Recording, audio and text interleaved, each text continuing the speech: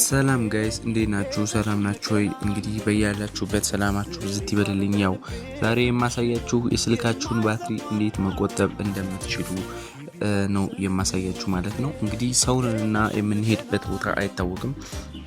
እንግዲህ ለዛ ይጠቅማችኋል ብዬ ስላሰብኩኝ ነው። ያው እንግዲህ በደንብ ተከታተሉት። ይሄንን ቻርጅ ሴቲንግ ካበራችሁ ተጠቃሚ ትሆናላችሁ ብዬ አስባለሁ ማለት ነው።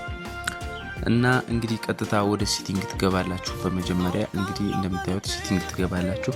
ከዚያ እዚህ ጋር እንግዲህ የተለያዩ ነገሮች ይመጣሉ እንደምታዩቸው። ከዛ ባትሪ ወደሚለው ትገባላችሁ ማለት ነው። ቀጥታ እንግዲህ እዚህ ባትሪ ወደሚለው ቀጥታ ስትገቡ እንግዲህ ስልካችሁ ላይ የምትጠቀሟቸው አፖች ምን ያክል የቻርጃችሁን ፐርሰንት ይወስዳሉ የሚለው ነገር እንግዲህ እንደምታዩት ነው። እኔ ከፍተኛ የስልኬን የቻርጀር ፐርሰንት ሊወስድብኝ የቻለው እንግዲህ ቲክቶክ ነው። እንደምታዩት እዚህ ጋር እንግዲህ ብዙ ነገሮች ይመጣሉ።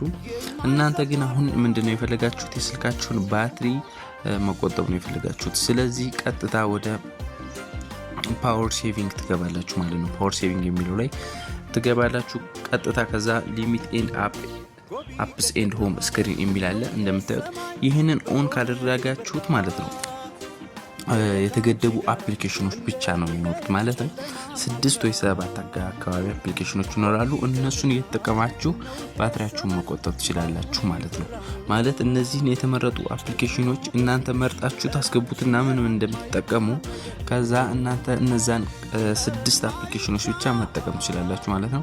እና ይህ የስልካችሁን ባትሪ በጣም አሪፍ አድርጎ ሊቆጥበው የሚችል ነገር ነው። ከሀገር ውጭ ልትሄዱ ምናምን በምትችሉበት ሰዓት፣ መብራት በሌለበት አካባቢ ልትሄዱ በምትችሉበት ሰዓት እንግዲህ ይህንን መጠቀም ይኖርባችኋል ማለት ነው። ከዛ እቺ ሊሚት አፕ ኤንድ ሆም ስክሪን የሚላለ ቀጥታ ፓወር ሴቪንግ የሚለውን እቺን ኦን ስታደርጓት 6 የተመረጡ አፕሊኬሽኖችን እነዛን ያመጣላችኋል ማለት ነው። እንግዲህ ይሄን ይመስላል እንግዲህ የዛሬው